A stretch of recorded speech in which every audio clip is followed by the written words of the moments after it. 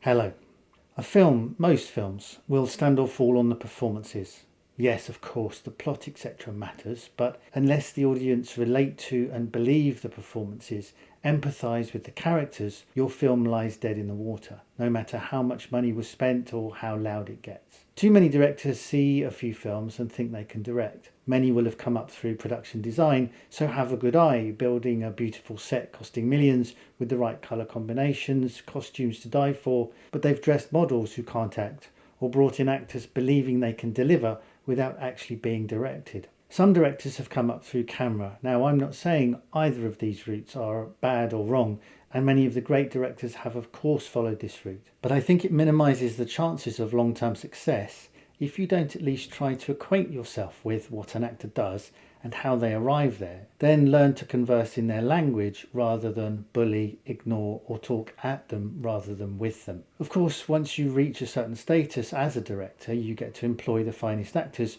who can then compensate for the fact that they aren't being directed. I worked on a shoot with an actor where the director had a great eye, lovely shot composition, used a good DP who lit and shot the frames beautifully, but he never once spoke to the actors beyond telling them where to stand and where to sit. My job started out as simply helping my actor learn his lines, and it ended up directing the actors in the scenes. Not just my guy, but several of the others, once they realised they were on their own and saw the work I was doing with my friend. Because it's the actor who ends up looking bad on screen once the film is done. They're the ones who will have egg on their faces because they're the ones front and centre. But seldom do they have any say at all in the dialogue or the edit. Why shouldn't actors protect themselves? There are enough trolls out there waiting to bury you with no concept of how these things are pulled together or what you can be put through as an actor, especially if you're female. Actors acting generally is the last thing people think about when in fact it needs to be the first. In my experience, many directors are terrified of actors because perhaps they'll be shown up the moment they try and converse with them. So they lean, they cajole,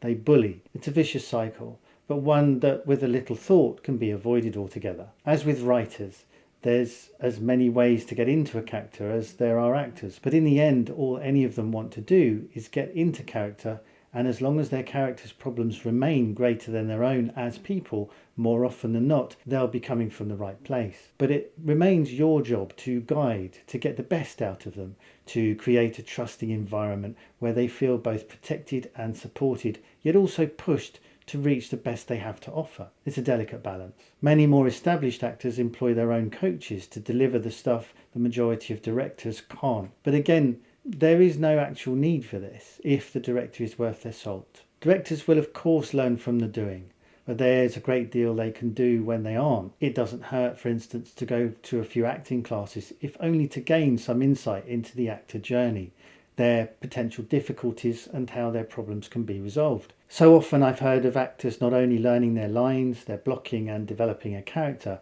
but also holding the director's hand whilst they flounder about not really doing their job, however adept they are at lighting, framing or blocking a scene. The performance has to come first, and it's the director's job to become an integral part of that, but in a respectful, nurturing, supportive way. Actors can of course be difficult, and all of them will have a different process. You'll find that some actors peak on take 2, whilst others peak at take 10 when they've finally mastered their lines. Some will be super nervous, others will be overconfident. So again, it's about managing who these people are as actors.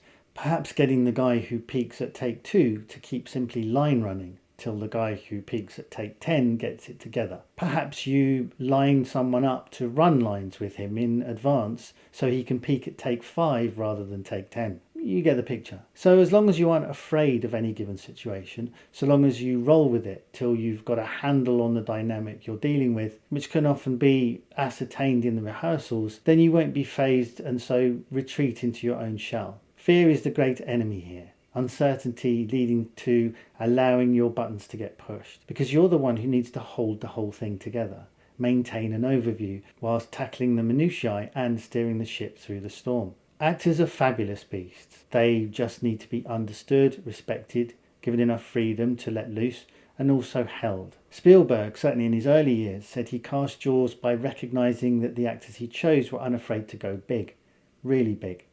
because he felt he could then at least tone them down if needs be. He was far less sure if an actor gave a small performance that they were capable of going bigger. You can see how limited his training was, but he worked out a methodology that worked for him and also picked some great actors through his own intuition. What I'm suggesting though is it doesn't have to be that stark, with so much left to chance.